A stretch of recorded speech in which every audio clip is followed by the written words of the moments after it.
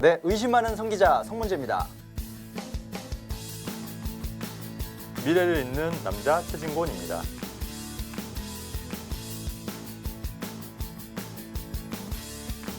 자, 지난달에 발표한 주거복지 로드맵, 오늘은 그걸 심층 해부하는 세 번째 시간입니다. 저소득계층, 또 취약계층에 대한 주거 지원이 어떻게 이루어지고 또 이분들은 어떻게 대응해야 하는지에 대해서 오늘 좀 집중적으로 본격도 해부를 해보겠습니다. 네. 자, 대표님, 네. 저소득계층, 네네. 취약계층에 대한 주거 지원, 네. 뭐 여러 가지 내용이 있어요. 여기도 네. 뭐 내용이 엄청 많아요. 그렇죠. 그죠?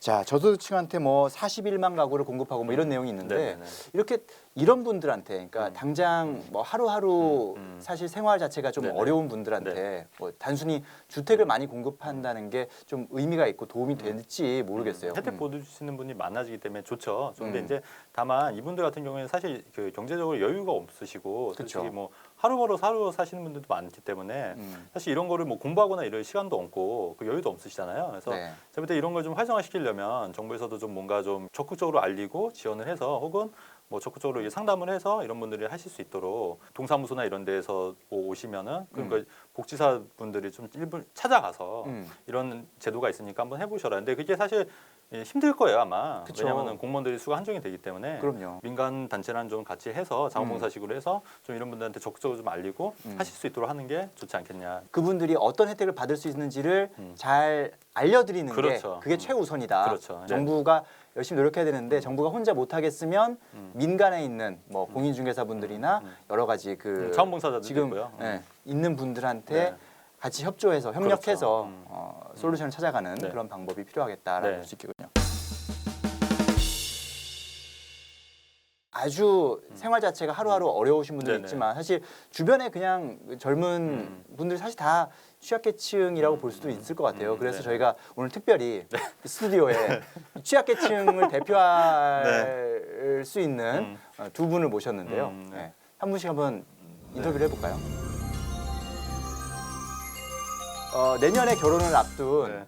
우리 이 PD님 어때요? 결혼 준비는 좀 돼가고 계세요? 이거 한 게 없습니다. 일단 집은 마련해야 될 거 아니에요? 네, 해야 되는데 어떻게 해야 될까요? 어떻게 해야 돼요? 제 생각은 일단은 청약통장은 있으세요?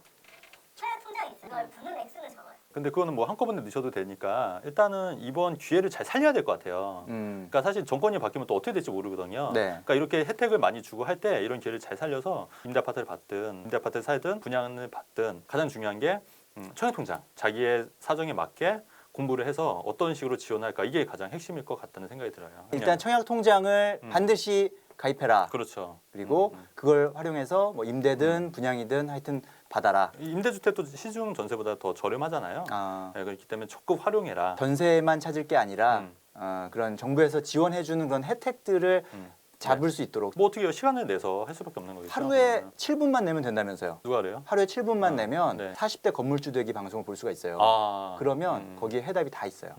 네. 그러네.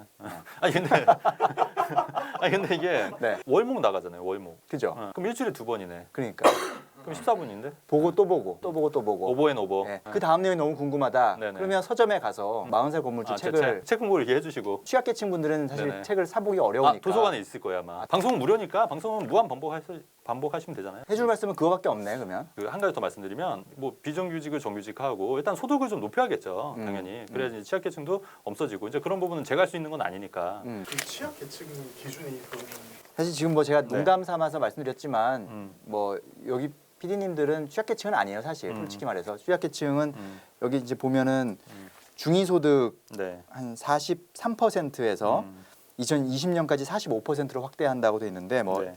지금 현재 2017년 기준으로 보면 1인 가구 기준은 71만 원.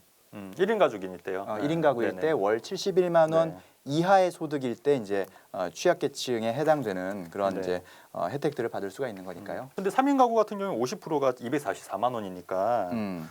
그러면은 취약계층 혜택을 볼 수 있는 또 제도가 결혼을 해서 아기를 가지면 네. 또 임신까지 되니까 그러면 아까 얘기한 뭐 50%가 이제 매입 임대 같은 경우에 혹은 국민 임대 같은 경우에는 뭐 충분히 할 수 있는 거죠. 그렇죠. 예. 자, 그리고 지금 기침을 하신 우리 PD님 어때요? 결혼 계획은 없잖아요. 결혼이에요. 그죠? 결혼은 일단 재학가림부터 좀 하고 청약 통장은 없습니다. 예전에 한번 했었는데 제가 그때 당시에 이제 카드값을 마느라 어쩔 수 없이 통장을 깼던 어떻게 봐야 될까요? 사실 이분은 답이 없어요. 음, 답이 없어요. 저는 농담이고요. 뭐- 농담이고. 예. 네. 일단은 소비를 좀 줄여서 네. 소비를 줄여서 물론 지금도 힘들겠지만 PD님은 뭐 물이 아까워서 면도도 안 한다고 아, 그렇게 해서 그렇게 해서라도 이제 목돈 일단 마련하셔서 또 이제 청약통장은 반드시 가입을 하시고 그렇게 네. 해서 돈을 차츰차츰 모으셔야겠죠. 또 돈이 잘 버시는 또 여자분을 만나면 또 음, 금방 또 이렇게 급상승할 수가 있잖아요. 일단 실제로는. 청약 통장을 가입하고 그다음에 돈이 많은 여자분을 만나라. 네네. 근데 안 생겨요. 네. 이거 좀 솔루션을 좀 주셔야 되는 거 아닌가요? 근데 일단은 자신을 믿으셔야 돼요. 아, 면도하시고 면도하시고. 기본적으로 뭐 청약 통장은 반드시 네. 일단 만드는 게 필수죠, 필수. 필수다. 아 그리고 그 공부를 많이 하셔야 돼요. 사실은 이게 아. 사실 돈 공부거든요. 이게 재테크 공부가. 음. 근데 사실 그 학교에서나 이런 건 가르쳐 주지 않잖아요. 음. 대학교에서도 그렇고. 저는 좀 안타까워요, 사실. 네. 예, 이걸 학교에서 이렇게 중요한 네. 공부를 가르쳐 주지 않는다는 게 네. 대학교 교양 수업이나 음. 이런 거에서 뭐 돈 관련 재테크 경제 관련된 교육을 하는 것도 괜찮을 것 같고 뭐 네. 고등학교 사회 시간에도 네. 충분히 이런 교육을 하면은 훨씬 더 낫지 않을까. 이게 사실 유태인들은요 어렸을 때부터 경제 공부를 엄청나게 하거든요. 아, 부모들이. 그래서 유태인들이 돈이 많고 그렇죠. 부자가 네. 되는군요. 그래서 우리나라도 부모님들이 이런 부분을 깨닫고 미리미리 돈에 대해서 교육을 시켜주시는 게 좋을 것 같고, 근데 우리나라 사람들은 돈에 대해서 얘기하는 것 자체에 되게 부정적이세요. 그렇죠. 약간 터부시하잖아요. 네. 그죠? 약간 뭐 너무 경박하다 막 이런 생각을 갖게 네. 되니까. 근데 절대 그건 아니거든요. 그렇죠. 이건 네. 기본적인 삶에 대한 얘기이기 네. 때문에 막 뭐 돈을 떼돈을 벌자 뭐 이런 얘기가 아니라 그렇죠. 기본적으로 내 의식주의 문제를 해결하자라는 거니까. 그렇죠. 예. 그래서 그런 부분은 부모님들이 먼저 깨어 있으셔서 지금이라도 음. 먼저 부모님들이 그러니까 교육을 받고 그 공부를 하셔가지고 자녀들한테 미리미리 교육을 시키는 게 일례로 저도 이제 자녀들한테 이제 네. 돈 공부를 좀 많이 시키는 편이에요. 아, 그러세요? 네, 그래서 지금 같이- 아직 어리잖아요. 네, 아직 어린데도 10살, 6살인데 예. 뭐 같이 뭐 부루마블 게임도 하고. 근데 부루마블 게임도 사실 이게 돈 흐름이 또 알 수 있는 거거든요. 그렇죠. 사고 팔고 네네. 이런 거에 대해서 이해를 해주고 음. 그다음에 은행놀이. 음. 은행놀이 같은 경우에도 상당히 좋은 거고요. 음. 충분히 은행놀이 하면은 뭐 얼마 안 해요. 이게 가짜 돈이거든요. 이제 그런 그렇죠. 거 활용할 수 있고 네. 또 은행 같이 가서 실제로 예금 같은 것도 해주고 네. 그렇게 하면서 이렇게 같이 얘기하면은 상당히 좋은 것 같아요. 아, 돈 돈 공부를 공부가. 열심히 해야 된다. 네네. 주거에 대한 우리 삶에 대한 네. 그런 공부를 해야 된다. 그러니까 그렇게 보면 이 정부에서 네. 발표한 주거복지 로드맵의 시작이 네. 결국은 그런 공부가 돼야 되지 않느냐. 그렇죠. 우리 스스로도 그렇고 뭐 정부나 혹은 학교에서도 그런 고민들을 좀 더 해줘야 되지 않냐. 그렇죠. 뭐 그런 생각이 드네요. 네.